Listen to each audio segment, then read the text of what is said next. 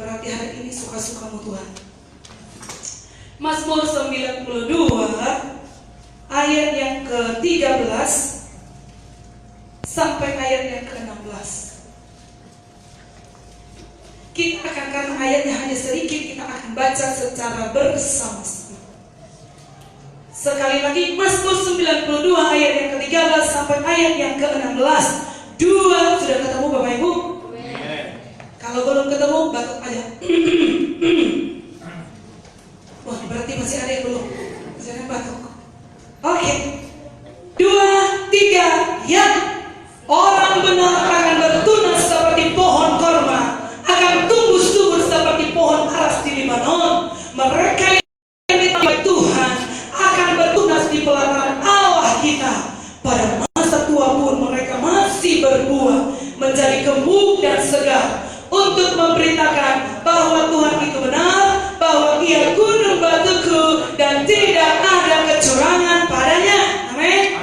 Judul renungan kita atau khotbah kita pada pagi hari ini adalah bertumbuh dan berbuah. Kalau kemarin Pak Pendeta Roberto sampaikan di doa puasa, yaitu berubah dan berbuah. Karena hanya orang-orang yang mau berubah yang mau berbuah. Tetapi pagi ini saya mau sampaikan kesimpulannya, karena saya percaya nanti boleh saya ada saksikan sedikit bahwa ada kaitannya untuk kerinduan Tuhan atas gereja ini, bertumbuh dan berbuah. Katakan colek kiri kanannya, kau harus bertumbuh dan berbuah ya. Haleluya. Senyum sampaikannya. Jangan gak ikhlas begitu. Baik, nanti saya takut di tempat ini. Amin. Bertumbuh dan berbuah. Kekristenan adalah perjalanan menuju hidup yang bertumbuh dan berbuah. Oleh sebab itu kita akan belajar beberapa hal, yaitu tentang model gereja yang bertumbuh. Boleh ditampilkan? Model gereja yang bertumbuh adalah yang pertama adalah tertanam. Katakan tertanam. Tertanam. Jangan lompat sana lompat sini. Jajan boleh lah untuk cas, boleh dikit-dikit. Kalau rasa di tempatnya kurang, tapi saya percaya di sini tidak kurang, karena saya udah mulai dengar kesaksian, bukan dari Pak Charles loh, bukan dari Pak Charles. Saya oh iya Pak Charles yang mana? Yang di radio, kalau dia mah sampai penusuk, sampai ke biarkan saja dikorek sekalian. Amin. Kalau itu membuat engkau sehat, penuh nutrisi dan baik, itu baik untuk sakit memang, tapi itu baik untuk kesehatan rohanimu. Amin. Jangan tersinggung, tapi lebih baik tersinggung sekarang daripada di surga nanti tersinggung. Mau kemana? Hanya dua jalan, ke surga neraka. Mau turun lagi? Tersinggung aku di sini, tersinggung aku Tuhan di surga ini, aku turunlah. Ya kan? Jangan sampai tersinggung nanti di surga. Puas-puasin tersinggung di dunia ini, tapi jangan lama-lama. Kapan menikmatinya? Halo? Dapat di sini? Amin. Baik. Model gereja yang bertumbuh yang pertama adalah tertanam. Yang kedua adalah bertunas. Yang kedua adalah berakar. Yang ketiga bertunas, terbalik gitu ya. Yang keempat bertumbuh. Yang kelima berkembang, mekar dan bercabang. Yang keenam berbuah. Berarti yang ini gereja ini udah sampai yang ke berapa ya? Yang kelima udah bercabang soalnya. Cepat ya, luar biasa ini. Ya, oke. Termasuk udah mulai buah-buahnya sudah mulai kelihatan. Tapi supaya buahnya itu pasti sempurna, kita kupas dulu satu persatu ya. Oke, tertanam. Kita kenapa kalau kita di dalam bacaan kita dalam Mazmur kenapa ini ya? Karena suara saya serak kali ya. Oke. Mazmur 92 ayat yang ke-13 demikian dikatakan, orang benar akan bertunas seperti pohon korma. Bertunas seperti pohon korma. Yang kedua, akan tumbuh subur seperti pohon aras di Libanon. Ada apa dengan dua pohon ini? Sampai pohon pun masuk di dalam Alkitab. Pohon pun dicatat di Alkitab, apalagi dosamu. Ya kan? Kalau Tuhan minta dosamu jangan pelit-pelit, ya kan? Supaya selamat. Itu kata orang Batak, gak bisa bilang selamat, selamat. Itu orang Batak. Nah, dua pohon ini kita harus pelajari dua pohon ini supaya kita semakin mengerti kenapa sampai dicatat dua pohon ini mencatat sejarah. Berarti hal ini penting sampai masuk di dalam kitab suci, yaitu Alkitab. Orang benar akan bertunas seperti pohon korma. Kita pelajari apa sih, ada apa dengan pohon korma ini. Yang pertama, pohon korma, waduh, saya tidak bisa melihatnya. Saya harus lihat contekan. Pohon korma itu ditanam di dalam tanah yang dalamnya itu bisa mencapai 2-3 meter.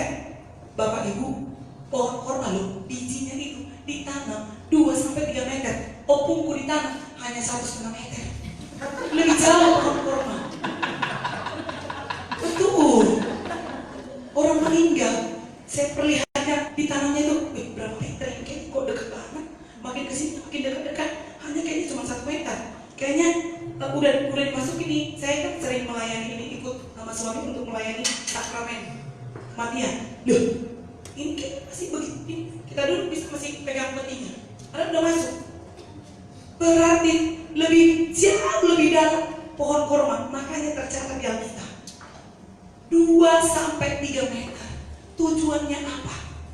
Kemudian dia akan ditimbun dengan tanah, dipinjak-pinjak, dipadati, baru digulingkan batu, diambil batu yang besar-besar. Dia akan tutup itu biji korma. Dia tutup itu biji korma, dia tekan dari bawah. Tujuannya apa?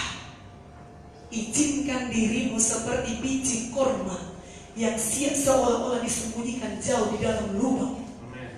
Udah itu, diizinkan dirimu buat tekanan-tekanan, ada beban berat. Batu itu beban berat. Kalau mungkin biji korma bilang begini, kalau orang Batak, Amangjo, ngeri nih. Aduh Tuhan, ngeri kali kurasa di sini, gelap, berat pula. Saya ingat waktu kami nanam jagung, karena papa saya petani juga, sekaligus perintis pelayanan. Saya anak pendeta. Kalau di bawah itu, papa saya hanya bawa tombak, diruncing-runcing, dia buat begini. 1, 2, 1, kita dari belakang masih kecil-kecil itu, kita udah ikut. Memang gak dipaksa sih, kita yang pengen. Nah, langsung jatuhkan ya anaknya 2-3 biji dalam satu lubang. Tik, keren. Karena kita kasih keasikan. Tapi papa saya tidak marahin, walaupun kadang-kadang tidak tertutup. Nah, harus pasti lubangnya, harus pasti ya anaknya. Iya Pak, tenang bro, tenang. Masukin, seret gitu aja. Udah kayak nesot aja jadi. Tunggu 1 minggu lagi, nunggu. Tapi biji korma, karena ditanamnya itu di padang gurun. Lihat tuh, kalau lihat gambarnya aja gersang, panas, hawa panas, badai. Ternyata kalau di padang gurun, saya sih belum pernah ke sana, ya kan? Ternyata kalau di padang gurun dari sejarahnya itu karena pasir, badai pasir itu udah suka, itu bisa sampai bermeter itu pasirnya naik menggulung kayak tsunami. Nah, kalau tidak ditanam sejauh 3 meter itu biji korma, itu ikut terbang, tidak jadi, tidak ada tanda-tanda kehidupan. Tetapi kalau sudah ditaruh di dalam lubang, ada kalanya saya dan saudara pun seolah-olah, aduh macam mana ya ini pendeta tuh di Charles ini, padahal saya suaraku ini, saya sudah latihan, saya sudah main musik, toh juga kau belum ditampil-tampilin lah aku ini, penampilanku sudah oke punya, sudah pakai jas aku setiap minggu datang, belum juga ditampilkan. Jangan kau cepat-cepat, yang cepat-cepat itu juga baik, cepat busuk bau pula, ya kan? Jangan langsung cepat-cepat mau tampil-tampil. Izinkan dirimu dibentuk, diproses, disembunyikan oleh Tuhan. Seperti biji pohon korma, dia harus mati. Dia dimatikan. Dia tidak semata-mata ngomong, aduh aku juga pengen tampil, aduh aku juga mau munculkan kemampuanku. Kalau supaya dunia tahu aku ini adalah biji korma yang bisa menghilangkan dahaga, yang bisa memberikan kekuatan, memberikan stamina buat orang banyak. Tapi enggak tuh, harus sabar. Sabar ya biji korma. Kalau sudah ditanam lebih jauh, lebih dalam dari pupuk, kau tahu, sabar polisi. Begitulah kira-kira. Dia harus sabar, tertanam, disembunyikan, tersembunyi, gelap. Tunggu waktunya, jangan buru-buru. Yang kedua, sampai dia harus berakar, tumbuh serabut-serabut yang halus, kemudian tumbuh akar yang kuat, dan akarnya itu mencapai ratusan meter ke dalam, sampai menembus, berakar lebih dalam, berakar lebih dalam, berakar lebih dalam, sampai mencapai air kehidupan. Demikian saya dan saudara, berakarlah lebih dalam. Jangan puas. Oh iya, saya sudah merasa getar-getar waktu ibadah. Engkau sudah puas, kau pikir engkau sudah kuat. Latih dirimu. Latih terus lebih berakar, sampai penuh nutrisi, sampai penuh makanan, sampai betul-betul dikendalikan, betul-betul pegang pribadinya. Jangan kejar karunianya, tapi pegang, miliki pribadi Yesusnya, miliki pribadi Yesus. Kalau engkau sudah miliki pribadi Yesus, engkau tidak akan tergoncangkan. Amin. Engkau peluk yang erat-erat, bilang, Tuhan, aku cukup miliki pribadi Yesus. Kalau engkau sudah miliki pribadi Yesus, semua ditambahkan kepadamu. Amin. Itu janjinya. Carilah dahulu kerajaan Allah, maka semuanya akan ditambahkan kepadamu. Jangan hanya sepotong dikasih karunia, karena karunia itu berlalu. Jangan pengen, aku pengen lah seperti pemain itu bisa pemelihara. Dulu juga saya tidak bisa begitu. Semakin saya minta, semakin tidak ada. Akhirnya saya bertobat. Saya berlutut di hadapan Tuhan. Tiba-tiba dikasih. Sampai saya tengking-tengking, dalam nama Yesus, dalam nama Yesus, pemeliharaan yang bukan berasal dari Tuhan, aku tolak dalam nama Yesus. Enggak pergi-pergi juga. Saya lari ke pastoris, saya lari ke gembala saya. Ada apa ini? Ternyata udah konfirmasi duluan, gembala sudah dapat duluan. Dia sudah lihat duluan. Oh, itu dari Tuhan. Langsung didoakan, dan hari itu, mulai dari hari itu terbuka jalan, terbuka untuk dipakai Tuhan lebih lagi. Mengizinkan diri. Kalau nanti saya saksikan 2 minggu kita nggak selesai prosesnya, itu jangan lihat sekarang. Proses yang panjang harus dilalui. Kesaksian dari Pak Charles juga saya dengar luar biasa. Tidak ada, jangan mau yang instan. Sekali lagi, jangan mau yang instan. Amin. Pohon korma setelah dia mendapatkan air kehidupan, sepanjang ratusan meter dia ketemu. Kalau belum ketemu, dia terus akan memanjang. Dia tidak semata-mata langsung terburu-buru untuk bertunas. Tidak, dia akan terus berakar lebih dalam, berakar lebih dalam. Ketemu sumber air kehidupan, air sedekah. Amin. Kemudian dia muncul, dia akan bertunas. Ketika dia sudah bertunas, dan mungkin masih satu helai daun, dia bilang, yeay, haleluya, oh haleluya. Kamu lihat, kamu baru tahu apa? Ini saya tunjukkan nih, daun saya nih luar biasa. Kamu tahu nggak bahwa Kejadian 1 ayat 1 itu pada mulanya Allah menciptakan langit dan bumi. Baru kau sepotong besok tahu. Tunas tidak begitu. Tapi tunas tidak semata-mata waktu dia mengalami proses hanya di dalam lubang. Waktu dia masih bertunas pun, dia tidak ngomong seperti itu. Tapi dia izinkan dia mengalami hawa panas. Dia izinkan dirinya mengalami badai pasir. Dan itu baik untuknya. Kenapa? Kalau dia tidak mau mengalami badai, kalau dia tidak mengalami badai itu, mungkin dia akan cepat-cepat patah dan layu. Tetapi karena dia izinkan dan dia punya kepercayaan, aku punya modal. Aku punya modal, yaitu akarku yang panjang, yang sudah mengikat erat, melekat dengan, pasti nyambung dengan sumber air kehidupan. Makanya aku berdiri, apapun yang terjadi, aku pasti hidup. Apapun goncangan yang terjadi, apapun proses yang terjadi, aku hidup. Aku bertahan, tidak semata-mata dan cepat-cepat. Oh dunia, lihat aku. Tidak, dia tidak berkata, oh supaya aku terlihat, aduh cepatlah aku bertumbuh. Dia ikuti siklusnya, dia ikuti prosesnya, dia bertumbuh karena itu baik padanya. Mungkin dia dihempaskan oleh angin, dihempaskan oleh badai, ditutupi oleh pasir, dia oleh. Tapi itu membuktikan dia otot-ototnya semakin kuat. Oleh ke kiri, oleh ke kanan, mungkin hampir-hampir putus. Datang onta lagi,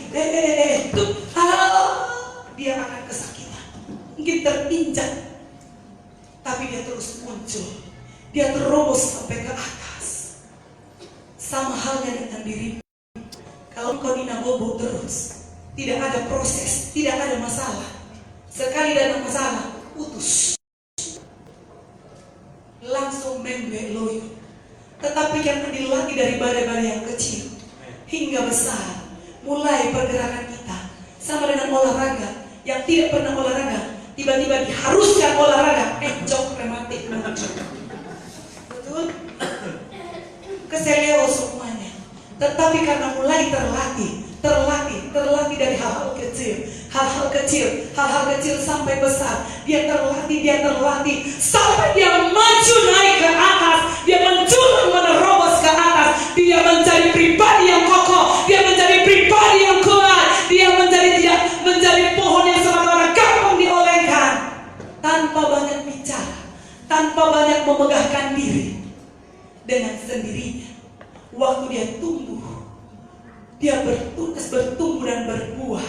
Dia mekar. Orang yang tersesat di sana, dia lihat, oh di sana ada tanda-tanda kehidupan. Di padang gurun ketika ada orang yang tersesat, mulai tersesat, dia akan lihat, wow, ada tanda-tanda kehidupan di sana. Lari ke sana, lari karena di padang gurun dia kehausan, dia tidak mendapatkan, dia akan berlari-lari, dia akan kejar, ada tanda kehidupan.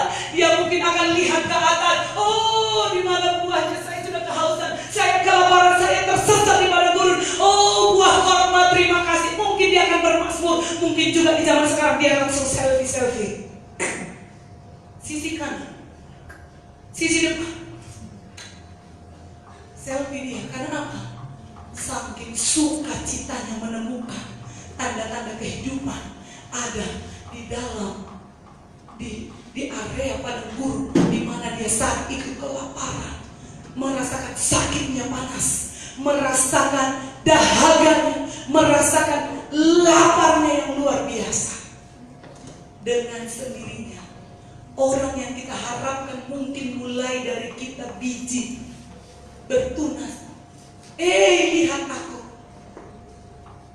Si pohon korma tidak mengatakan demikian, tetapi dengan sendirinya hidupnya menjadi suratan yang hidup.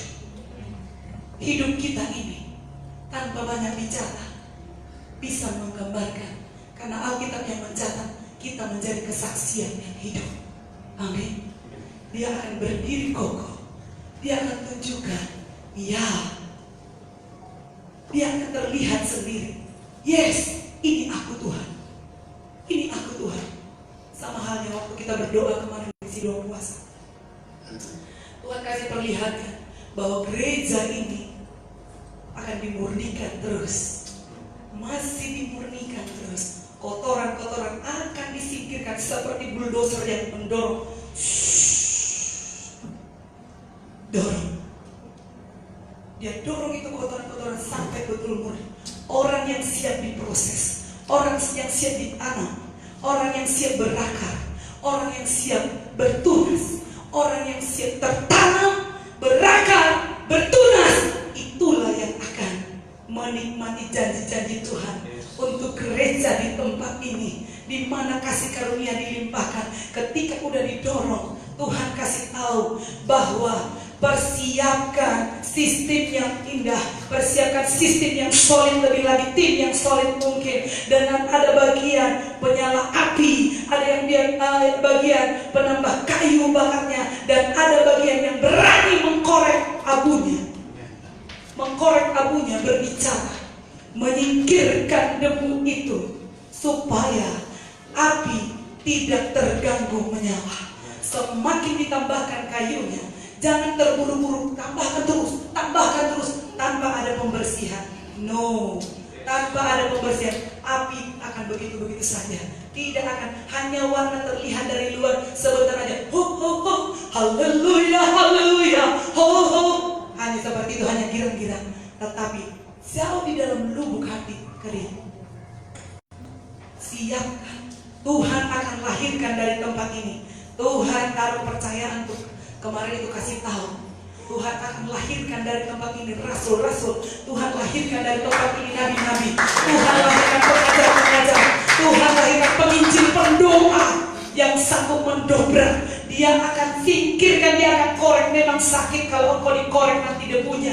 Engkau dikorek, dia garing semuanya itu. Dia korek itu abunya, dia singkirkan. Dan dia bawa jauh, buang jauh ke tempat yang Tuhan sediakan, yang Tuhan sudah suruhkan untuk dibuat di tempat itu. Supaya apa? Tidak mengkamiri, tidak balik-balik lagi, tidak balik-balik kotoran itu lagi. Tapi debunya itu singkirkan. Berbicara kehidupan masa lalu, singkirkan jauh-jauh, buang jauh-jauh, maka menyalalah untuk Tuhan. Amin. Kalau api sudah menyala, kalau api sudah terus menyala lebih tinggi lagi, api lebih menyala lebih besar lagi, lebih besar lagi, maka dari sudut manapun dia akan melihat, di sana ada api, ada api. Aku melihat api di sana. Apa itu api? Apa? Api kemuliaan Tuhan menyala di sana. Dia akan datang dengan sendirinya dari sudut manapun. Ketika api itu mulai menyala lebih besar lagi, dari sudut manapun, walaupun engkau berkata tidak mungkin, terlalu jauh. Hei, tidak ada yang tidak mungkin. Dia akan datang. Hari-hari ini rumah kami masuk gang, jauh, tapi bisa Tuhan hantarkan hanya untuk melihat api yang hidup di situ. Apa yang kami buat, kami hidup sederhana. Bisa dari Singapura datang, pulang hari, sampai pagi, pulang sore langsung ke Singapura, hanya untuk menikmati api yang ada di situ, hanya untuk berdoa. Kemarin anggota dewan dari Sarawak datang juga, dan ada istri gembala yang termasuk gereja besar di kota Jakarta, salah satu kota Jakarta. Dia datang, hanya salahnya dia ke jauh-jauh hari janjinya. Kita udah duluan ditodong sama Pak Charles, udah ada sama Linda, tapi tidak, mengapa saya tidak suruh dia pulang, biar dia sampai dulu di rumah pemulihan dan kesembuhan yang kita buat. Dia sampai di sana, kebetulan ada adik saya juga dipakai Tuhan dalam hal doa, dilayani sama adik saya dan mama saya lagi ada di sana. Demikian yang Tuhan lakukan buat gereja ini. Nyalakan api, tambahkan kayunya, dan siapkan orang yang berani untuk korek, jangan tersinggung, dan jangan takut orang tersinggung. Jangan takut orang tersinggung bilang apa dengan pelayananmu ini. Kalau memang itu Tuhan yang Tuhan taruh di hatimu untuk korek dia, sampaikan, jangan takut dia tidak kelihatan lagi. Nanti dia mentok di sana, dia balik lagi. Karena apa? Di sini dia dibersihkan, supaya dia bertumbuh. Sama halnya dengan pohon apel, Bapak Ibu. Ternyata proses penanaman pohon apel itu, setelah dia bertumbuh siap untuk berbuah, dia harus daunnya semua harus digunting, tinggal hanya daun-daun muda yang kecil-kecil, yang masih muda. Kalau kita terlihat dari jauh, wow, itu ladang apa itu kering amat, kayak terbakar, seperti terbakar, kering, kasihannya. Tetapi beberapa hari kemudian dia akan berjubel-jubel. Buahnya apa itu namanya? Seperti buah anggur yang bertangkai-tangkai ya. Kalau orang Medan bilang bertandan-tandan. Kalau di sini apa namanya? Nah, itu merangkai-rangkai, buahnya melimpah-limpah, siap diguntingin, siap dibersihin, dikorek, dibersihkan, disapu bersih, supaya betul-betul kita menyerah. Pohon apel langsung menyerah dia. Sakit Tuanku, tapi Tuannya lebih tahu untuk kebaikan dia, supaya nanti kau dipermuliakan ketika kau sudah berbuah. Wow, bagus banget. Aduh, ladang siapa itu? Aduh, dia juga dapat kemuliaan karena dipuji. Aduh, betul-betul gereja GPI karisma, betul-betul jiwa-jiwa yang ada di sana berkarisma semuanya. Amin. Karena apa? Kita yang mempermuliakan Tuhan. Ada ayat Alkitab juga yang katakan, ada masanya, ada waktunya. Tuhan juga permuliakan saya dan saudara. Amin. Kita dipermuliakan, ada masa-masanya. Baik, kita lanjutkan. Sudah selesai yang ini pohon korma, kita masuk pada pohon Libanon. Ada apa dengan pohon Libanon ini juga sehingga sampai tercatat di Alkitab ini begitu berharganya? Inilah dia sedikit gambaran daripada pohon aras di Libanon. Ternyata pohon aras Libanon ini tingginya itu bisa mencapai sekitar 21 sampai 24 meter. Berarti kalau gedung berapa lantai ya? Kalau sampai 24 meter, tinggi sekali. Ini digambarkan seperti orang yang mau tidak puas dia dengan tumbuh begitu-begitu saja, tetapi dia akan terus bertumbuh. Dia berupaya akan melebihi pohon-pohon yang lain. Dia akan terus menjulang tinggi karena dia tidak puas hanya pohon yang kerdil dan bonsai. Jangan mau menjadi pohon yang bonsai. Dia terus akan menjulang tinggi. Ini menggambarkan kehidupan kita yang tidak puas, tetapi terus naik ke gunung Tuhan, naik lebih tinggi lagi, meningkatkan level rohani kita, memperbesar bobot kapasitas rohani kita untuk mencapai pencipta kita. Amin. Mencapai pencipta kita. Yang berikutnya, pohon aras di Libanon ini ternyata dia termasuk adalah pohon yang paling masuk dalam kategori pohon yang paling berharga dan megah, cantik, kayunya sangat mahal.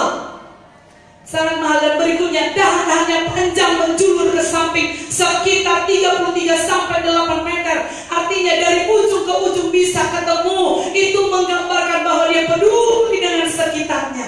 Dia peduli dengan cabang yang lain, dengan cabang yang satu bisa bersatu. Karena bisa mencapai, mungkin gambarnya ini belum terlalu sempurna, tetapi tadi saya ketemu karena gereja agak lemot. Dia bisa mencapai. Itu menggambarkan aplikasi rohaninya. Dia bisa menjadi berkat, melindungi setelah dia berkembang mekar. Seperti pohon korma itu tadi, orang datang, dia akan berlindung di sana karena sudah pahit, karena sudah kepanasan dan kelelahan. Dia dapatkan kehidupan di sana. Dia memberikan tudung, dia memberikan kelegaan dan kesejukan.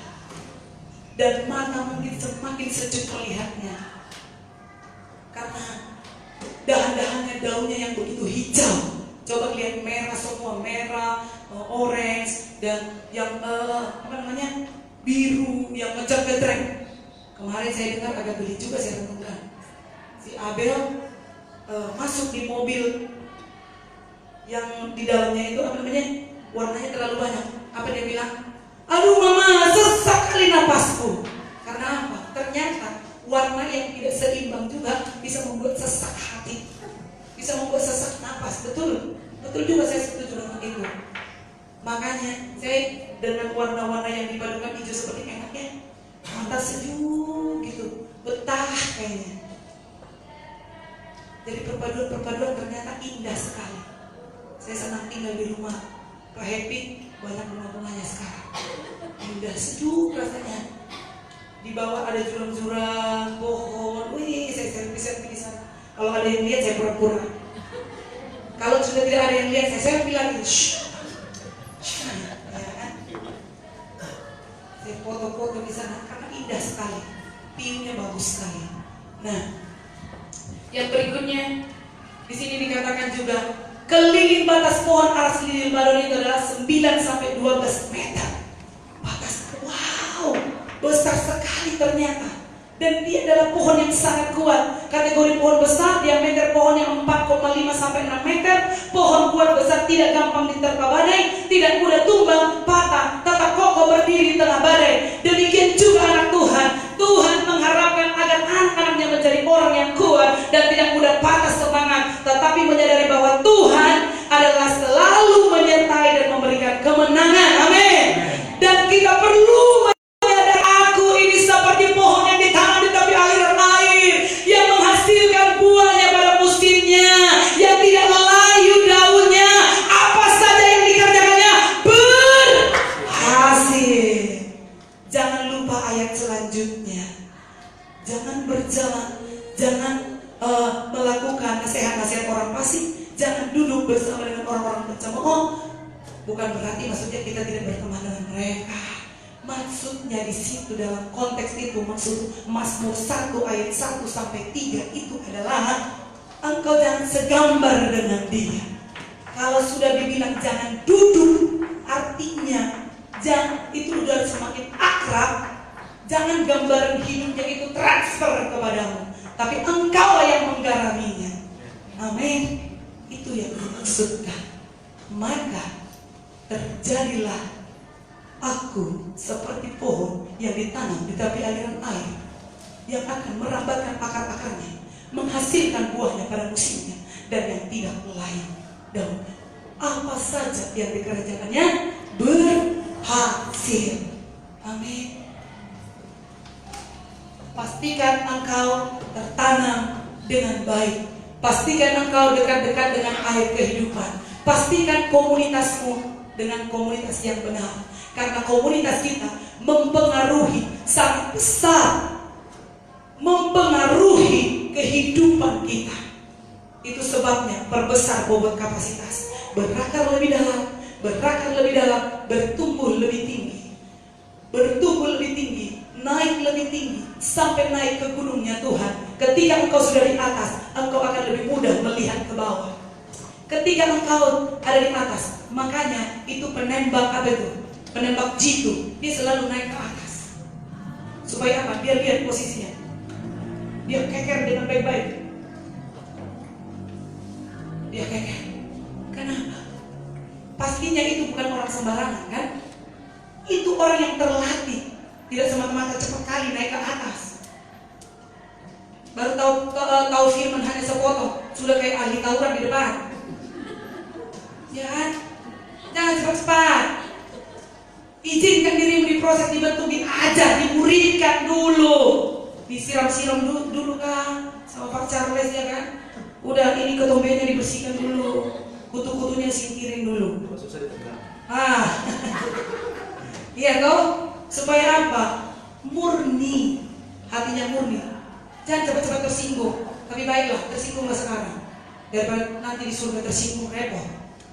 Iya kan?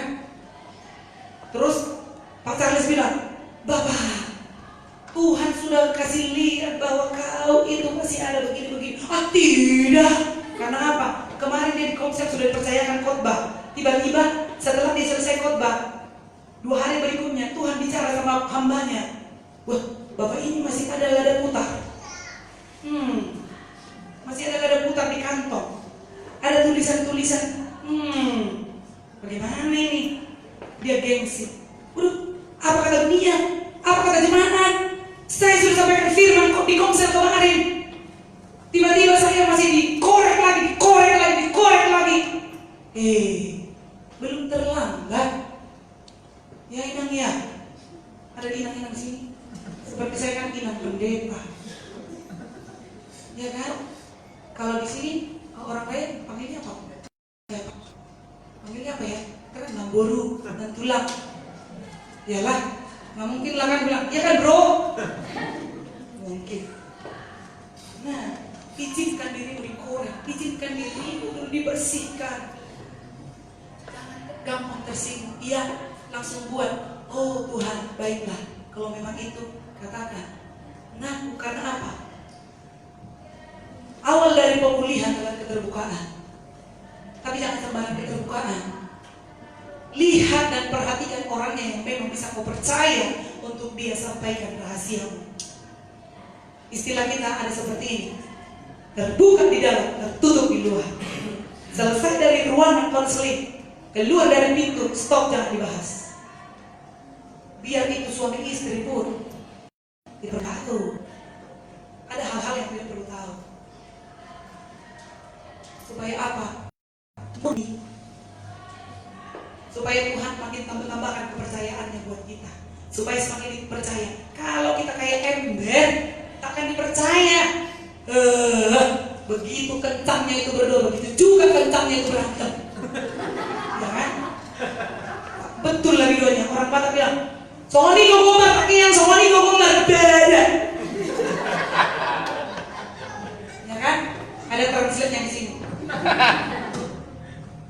Gitu Bapak Ibu.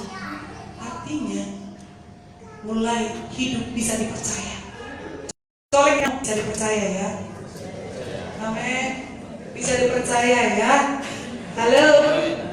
Amin. Dari gunung mana kan sudah datang? Dari gunung mana Pak? Udah turun gunung kan? Iya. Orang gunung sudah turun. Baiklah, selamat datang. Yang berikutnya di sini dikatakan, umur pohon aras Libanon itu adalah ratusan tahun dan terus tumbuh. Ini menggambarkan kesetiaan. Ini menggambarkan kesetiaan. Kita baca dulu di ayat yang ke-14. Ayat 14 di sini dikatakan, mereka yang ditanam di bait Tuhan Allah bertunas di pelataran Allah. Sekali lagi, mereka yang ditanam di bait Tuhan, saya dan jemaat Tuhan yang ditanam di tempat ini, dia akan bertunas di mana? Di mana? Di pelataran. Hari malam, Tuhan, apa maksudnya ayat ini? Saya dikasih rema seperti ini, saya dapat remanya jadi begini. Orang yang mau mengizinkan dirinya dibentuk dan ditanam di rumah Tuhan, dalam arti kata, mengizinkan diri kita ditarik ke dalam kasih karunia Tuhan, ditarik ke dalam lingkaran perlindungan Tuhan, dia nanti tumbuh. Tidak hanya menjadi hanya semata-mata seperti jemaat awam, tetapi harus ada perubahan. Dia sampai di sini. Bukan berarti sampai di sini terus. Di altar itu berbicara bukan hanya ini aja. Amin. Engkau yang ada di guru, altarmu yang di sini. Engkau yang bekerja di tambang, altarnya Pak di tambang itu Pak, di batu bara Pak. Berdirilah Pak, biar batu bara tumpukan itu Pak. Bertobat. Bukan begitu juga ya. Maksudnya jadilah berkat di sana. Engkau akan bertunas di sana. Tuhan pindahkan levelmu. Dia akan naik. Itulah yang mengikuti proses Tuhan. Dengan sendirinya Tuhan sendiri yang akan angkat. Tuhan sendiri yang akan bawa. Tuhan sendiri yang akan bawa naik. Tadi bertanam di bait Tuhan, dia akan bertunas di altarnya Tuhan. Amin. Dia akan bertunas, didorong lebih lagi, dinaikkan lebih lagi. Itulah yang mengizinkan dirinya dimatikan, disembunyikan jauh di alam sana, di bawah tanah yang gelap. Dan dia bertunas, tidak lagi dikatakan di bait Allah, tetapi dia naik level, naik tingkat. Jangan menjadi pohon bonsai. Begitu-begitu aja lepas. Aku udah saya sudah latihan jadi Asep, hanya senyum. Shalom Pak Charles Manur. Shalom, lama-lama pegal dia urut-urut. Ya kan? Naik level. Naik ke tingkat lebih lagi. Berdoa lebih kencang lagi. Perbesar bobot kapasitas. Apalagi Tuhan? Apalagi Tuhan? Apa yang kau mau Tuhan? Jadilah apa yang kau mau dalam kehidupanku. Tuhan membawa aku, menaikkan aku, biar aku naik seperti burung rajawawi yang terbang mengatasi badai, melintasi badai, sehingga waktu aku ada di gunung itu, aku boleh melihat dan mengasihi yang ada di bawah, memberkati yang ada di bawah. Amin.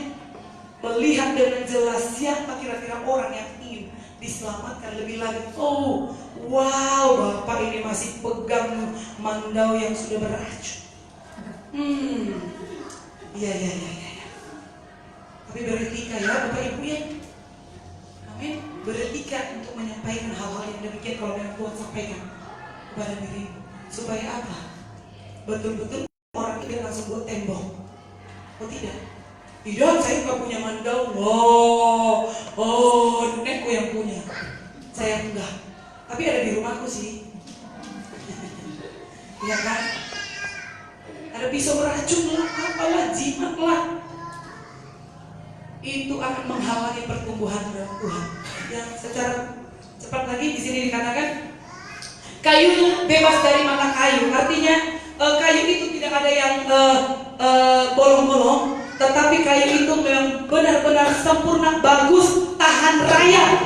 Raya di sini menggambarkan dia bebas dari dosa. Rayap itu sifatnya menggerogoti, rayap itu sifatnya membusukkan, rayap itu sifatnya kelihatan dari luar masih bagus, konsepnya masih bagus, tetapi di dalam sudah digerogoti, sudah diajari. Oh, serangan-serangan apa kamu buat sama gereja? Ngapain kamu kasih perpuluhan? Kamu juga tidak pernah dikunjungin. Ya ampun, kamu itu tidak pernah. Kamu sakit juga tidak. Pendeta hanya sudah bilang, hanya berdoa. Oh, diberkati engkau yang sembuh. Datangkan dia ke rumah sakit. Oh, engkau tidak usah kasih ini. Bla bla bla bla bla. Busuk kita nanti. Karena apa? Sekali badai datang, langsung remuk. Karena apa? Ternyata di dalam sudah habis. Tinggal kulit-kulitnya doang yang membungkus. Sekali dicoet, ambruknya berantakan berkeping-keping, tidak bisa dikumpulkan lagi. Jangan sampai demikian. Mumpung belum terlambat, izinkan dirimu dibentuk, diproses, izinkan dirimu dibersihkan. Kalau sudah terlambat tiba-tiba Yesus, siapa yang tahu Yesus datang? Siapa yang bisa sangka? Mungkin kemarin dia yang di Palu ada yang berbuat dosa. Sudahlah, besok saya datang gereja bertobat. Tapi tsunami datang, mati, belum sempat pengampunan. Ya kan? Atau mungkin mereka yang udah dalam Tuhan, puji Tuhan, mereka tertimpa lagi pendalaman Alkitab. Mereka di bawah Tuhan, puji Tuhan. Siapa yang bisa menjamin hidup kita bisa kuat bertahan? Izinkan dirimu selaras dengan kebenaran firman Tuhan, selaras dengan firman Tuhan, disucikan terus di cermin kita dalam kita bergambar kepada firman Tuhan, bergambar dengan firman Tuhan. Yang berikutnya di sini dikatakan getahnya yang wangi menetes dari batang dan buahnya. Getahnya wangi menetes dari batang dan buahnya. Ini menggambarkan hidup kita bisa memberikan warna, memberikan harum kepada sekeliling kita. Amin. Itu sebabnya di ayat yang ke-15 dikatakan, pada masa tua pun mereka masih berbuah, menjadi gemuk dan segar. Artinya apa? Firman yang mereka hidupi selama ini terus berlanjut. Firman yang mereka hidupi selama ini terus berlanjut, terus dilanjutkan. Mereka sudah tiada pun tetap berasa kehidupan mereka tetap jadi berkah. Saya tidak mau kampanye di sini, tapi sedikit kesaksiannya.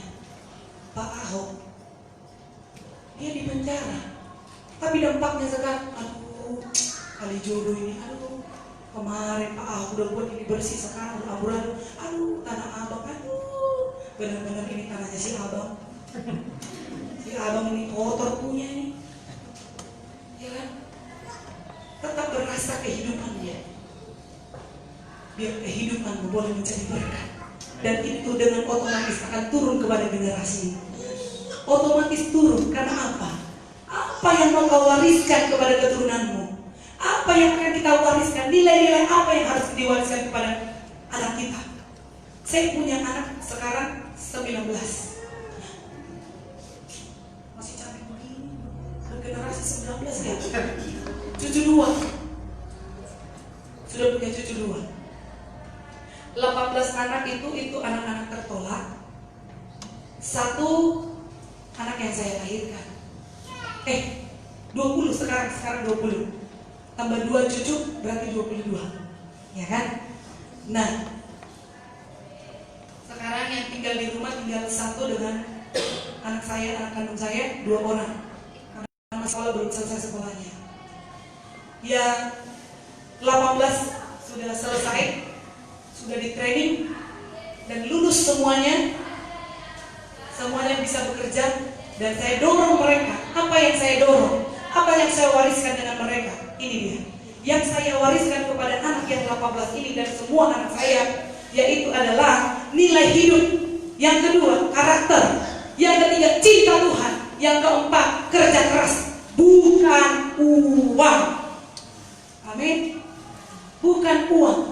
Kalau sudah dimanjakan dengan uang, bentar datang tsunami, gimana? Habis kan? Tapi kalau dia selamat dari tsunami itu, dia akan ingat ini, yaitu nilai hidup, karakter, cinta Tuhan, kerja keras. Semuanya itu akan kembali. Semuanya itu akan dipegang. Dan anak-anak itu sekarang 18 anak itu sudah 3 yang kuliah, 3 yang kuliah sambil bekerja. Saya tanamkan setiap hari terapinya apa? Terapi firman. Saya nggak buat macam-macam yang narkoba bertobat. Saya nggak buat, karena model rumah yang kami buat itu model pengayoman mereka itu bukan asrama, tapi keluarga. Itu yang kami bangun kesepakatan dengan suami. Capek banget. Capek banget. Harus bangun lebih pagi, belanja cepat-cepat. Kalau masak kangkung, ibu-ibu segini. Jadi masaknya itu udah kayak masak apa? Apalagi bikin mie goreng sampai pegel. Oh Tuhan gitu. Nah, pegel. Tapi Tuhan kasih hikmah. Saya nggak semata-mata buat prosper. Nanti jam sekian ini yang masak ini, karena mereka nggak tahu masak. Karena kebanyakan cowok tinggi lah. Kuat kan makan dari kampung. Karena mereka adalah dari kampung dan sebagian kan karena narkoba. Aduh nggak hitung-hitungan. Beras 50 kilo 1 minggu. Segini. Udah itu kalau kita ada di sini dia cukup makan segini aja. Tapi kalau kita nanti masuk kamar langsung. Biar hanya nasi, hanya sayur kangkung dengan mungkin hanya nugget 1. Habis banyak. Untung ada yang ceweknya dia langsung pisahin dulu. Ini tuh papi mami, ini tuh bunda. Pisahin dulu. Kalau enggak, kita nggak makan. Karena mungkin kebiasaan, ntar juga dipisahin. Papi mami udah makan tuh di pelayanan. Memang sih kebiasaan begitu. Suka makan di luar. Karena di pelayanan. Anak-anak ini mulai tertanam, tapi lama-lama mulai normal makannya, cara makannya. Karena kita bagaimana di Jakarta kan terlalu banyak makan. Lama-lama berkurang etikanya. Bisa dia bilang begini, waktu baru datang bilang, Bang Berto, jemput ya. Mengajar. Jemput ya. Saya di sini tadi main, ternyata saya udah terlalu jauh.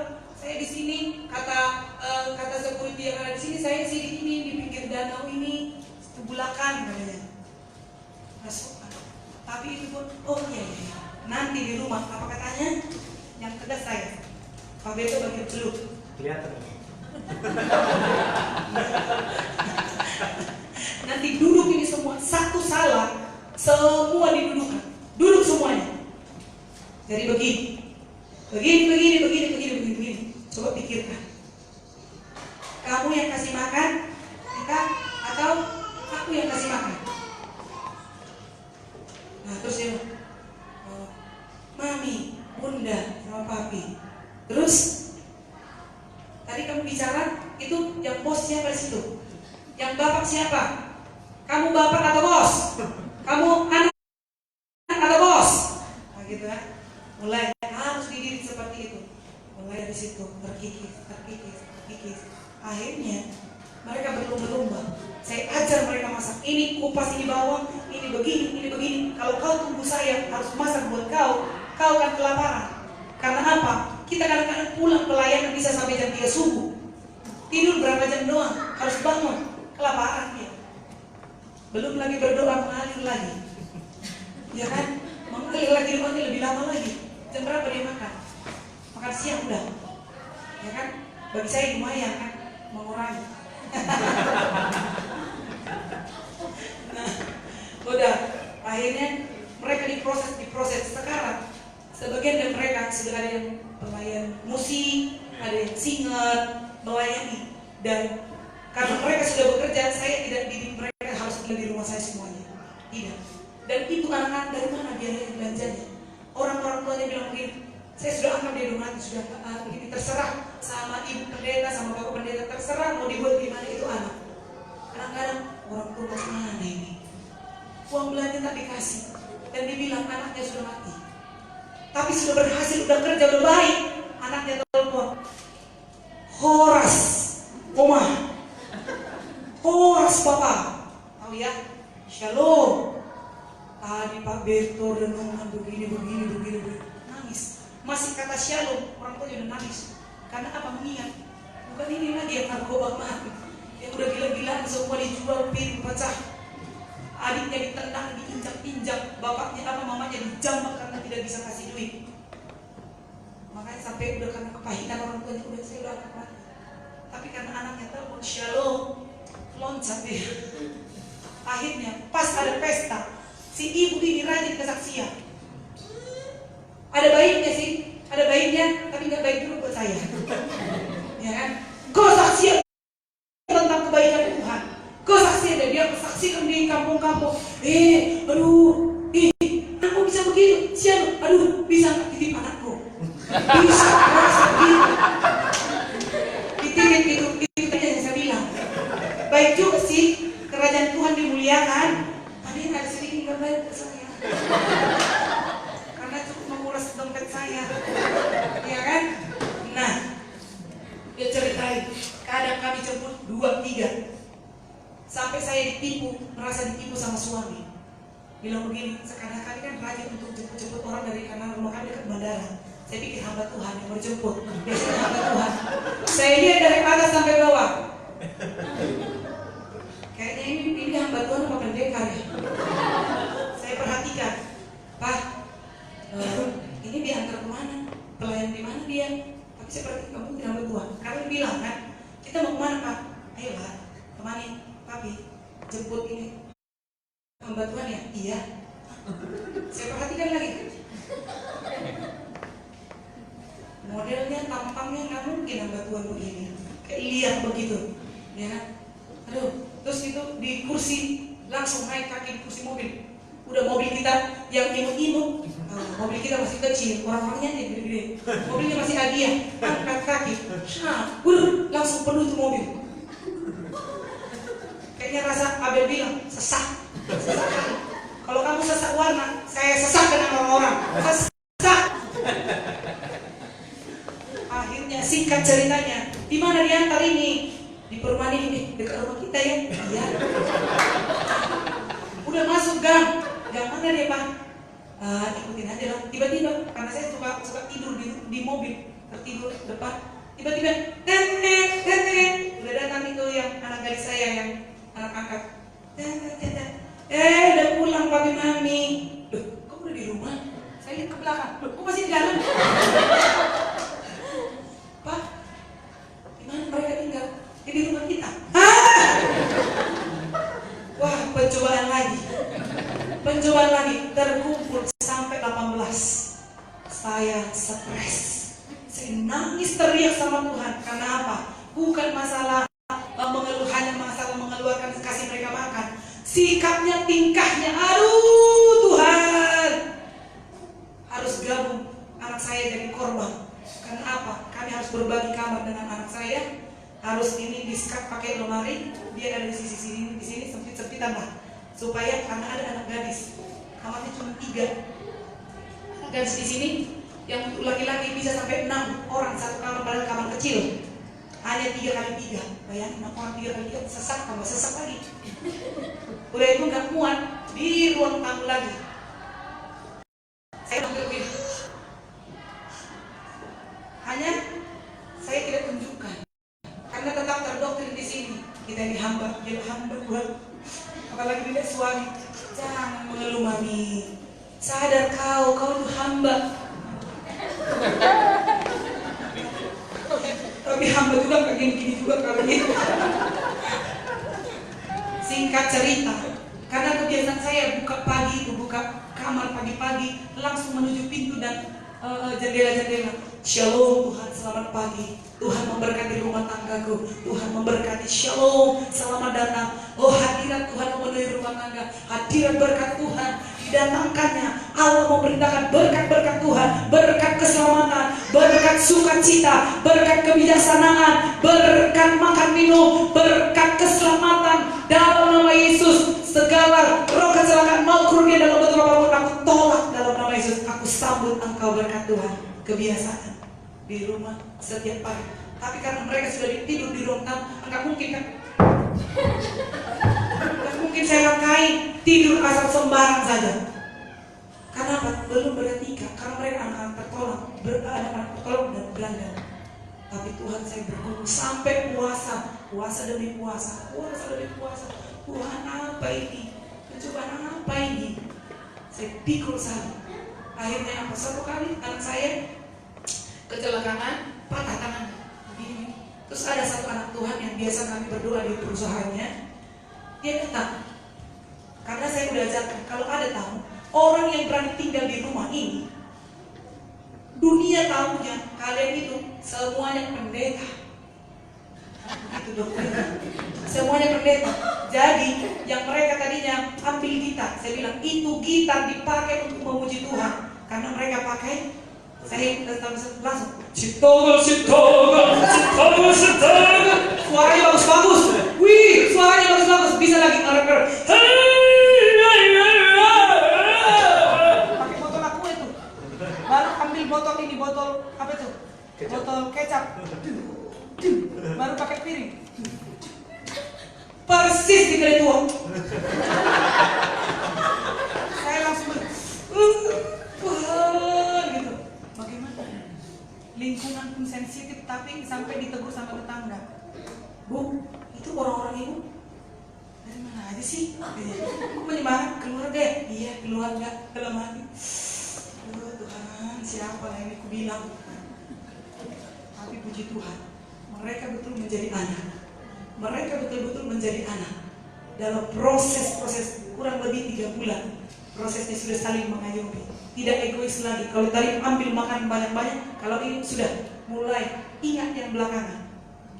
Harus duduk rapi, karena di kursi tidak muat, duduk di lantai semuanya. Singkat ceritanya juga, mereka dipulihkan. Satu-satu doa pelepasan, dan kita carikan pekerjaan. Sekarang perusahaan telepon kita, halo Bu, masih ada orangnya Ibu? Emangnya kita ini penyalur tenaga kerja? Heran juga sih itu perusahaan-perusahaan. Karena apa? Ini kami nggak publikasikan untuk lowongan ibu. Kami khusus untuk anak-anak ibu bisa diandalkan.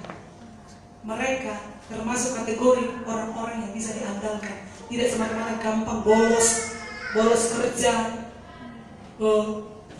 bisa dipimpin. Mereka semuanya rata-rata punya nilai, karena di perusahaan ternyata ada rapornya. Nilainya bagus-bagus Bu. Masih ada nggak? Saya bilang masih sekolah. Tinggal satu lagi, masih ada sekolah. Nah, kemudian si pengusaha ini datang, Bu, ini anak-anak ibu semua. Datang muncul satu-satu, duduk manis. Didengarkan ini ceramahan tamu yang datang ini, karena tamu ini adalah hamba Tuhan juga, anak Tuhan, walaupun dia pengusaha. Dia ceramah, wah gimana Joshua, sakit ya, begini. Datang muncul lagi, dia heran. Istrinya orang Korea, dia bingung. Hah? Ini anak kah semua? Iya. Anak bagaimana Bu? Anak rohani Ibu. Saya bilang. Muncul lagi, disalami. Selalu duduk manis nih. Akhirnya si bapak ini bilang begini, dia lihat keadaan kita, sedang dia pandangin rumah kita. Waktu itu masih kontraktor kita. Nah kontraktor, kontrak. Jujur. Nih, dia lihat, ampun sederhana amat gitu ya. Kamar pun tak ada. Udah. Langsung dia bilang, Bu, besok kemana saya ya? Ini, Pak, kemana? Dia langsung keliling, ternyata udah ada satu yang ini. Kami waktu cek, Tuhan, kalau memang Tuhan antarkan ini orang-orang, kasih kami rumah yang lebih besar lagi. Kasih rumah yang ada pekarangannya sedikit. Terserahlah, mau besar juga boleh sih. Tuhan jawab, dalam waktu 1 minggu, rumah itu diserahkan ke kita. Pakai haleluya, semangat 45. mulai tidak bersungut-sungut lagi. Itu kan, sekarang kau semangat. Ini rumah kita udah. Doamu kemarin kata betul lagi. Doamu kemarin yang untuk apa? Yang penting anak-anak. Ya udah, tetap dikontrakan. Anak-anak masuk bisa. Wah. Kita ngontrak anak-anak yang VIP. Kita ekonomi. Salah kali Pak. Hamba Tuhan juga ya, hamba Tuhan jangan diikuti juga kali. Ya kan? Mulai sampai orang yang memberikan itu langsung ngomong kepada Pak Beko, baru dia mau. Kita tinggal di situ. Oh Tuhan, terima kasih. Agak nyaman sedikit lah, AC-nya lumayan. Lengkap dengan AC-AC-nya. Semua sama barang-barang yang ada orang India. Nih, ambil ini barang, ambil semua. Dilengkapi semuanya. Tinggal kipas-kipas sekarang. Itu dia orang yang mau siap diproses Tuhan. Ada yang udah punya anak di sini 5? 6? Bagaimana? Udah terasa? Puji Tuhan sekarang. Anak itu menjadi anak-anak yang baik yang dipakai oleh Tuhan. Yang berikutnya yang terakhir. Sekarang model kalau tadi itu model gereja yang bertumbuh adalah tertanam, bertunas, berakar, bertumbuh, berkembang dan siap berbuah. Amin. Sedangkan kita buka dulu Amsal 12 ayat 3. Amsal 12 ayat 3b di situ dikatakan akar orang benar tidak tergoncangkan. Boleh kan? Amsal 12 ayat 3 akar orang benar tidak tergoncangkan. Sekarang ciri-ciri orang yang tidak bertumbuh atau model gereja yang tidak bertumbuh. Model gereja yang tidak bertumbuh 2 Timotius 3 ayat 1 sampai 5 nanti boleh dibaca di rumah. Boleh dibaca di rumah kira-kira seperti ini. Orang yang tidak bertumbuh atau model gereja yang tidak bertumbuh dalam versi 2 Timotius 3 ayat 1 sampai 5 ini adalah ciri-ciri yang pertama. Ia adalah orang yang mencintai diri sendiri, kemudian hamba uang, membual, sombong atau menyombongkan diri sendiri, pemfitnah. Orang Batak bilang barbada. 6. Berontak. Yang ke-7 tidak tahu berterima kasih, tidak tahu diri ya. Yang 8 tak peduli dengan agama. Yang berikutnya tidak tahu mengasihi, tidak mau berdamai, suka menjelekkan orang lain, tidak dapat mengekang diri. 17 yang berikutnya garang, tidak suka yang baik, pengkhianat, tidak berpikir panjang, berlagak tahu. Itu tadi baru tahu sepotong sudah sok tahu ahli Taurat. Menuruti hawa nafsu daripada Allah, menuruti hawa nafsu yang bukan berasal daripada Allah. 19 beribadah secara lahiriah namun tidak percaya. Yang terakhir Roma 11 ayat yang ke-18. Kita baca sama-sama. Roma yang terakhir Roma 11 ayat 18. Sudah ketemu? Saya belum. Roma 8 ayat yang ke-11. Betul-betul terakhir.